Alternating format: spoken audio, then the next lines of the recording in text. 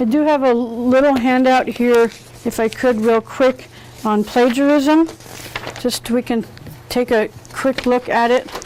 I know you all know what it means to plagiarize, but unfortunately what's happening here at UNM Taos is the professors are still telling me that people are plagiarizing, and I believe from the bottom of my heart that 99.9% of it is unintentional. We all know that it's the easiest it's ever been in the history of the world to intentionally plagiarize.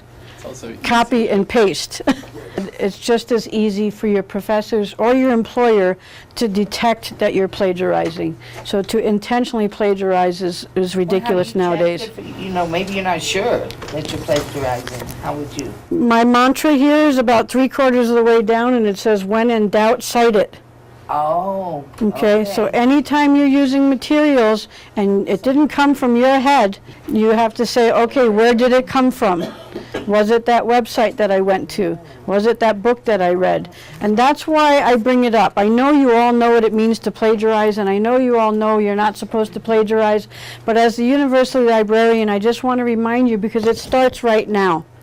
This is why I was showing you how you find the citation and how you plop it in your Word document. You can use your iPad or your iPod or your BlackBerry or your Blueberry or whatever you want to use, but find a way that helps you keep track of your sources every single time. So that way when you do sit down to write your paper or answer your questions, you have a tracking of where you got the information, and that will help you avoid plagiarism. Can I get somebody to read the back? The quote on the back. Students need to understand that by plagiarizing the words of others, they are not allowing their own academic voice to grow and be heard. Consequently, students are damaging their potential as human beings. And you cite that. No. So this is where I come from. Yes, your teacher tells you have to cite your sources in order to avoid plagiarism. Okay, that's important.